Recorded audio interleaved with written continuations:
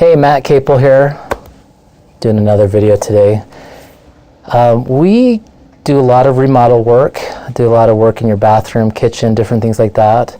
So we just have one quick thing that comes up quite a bit, plumbing.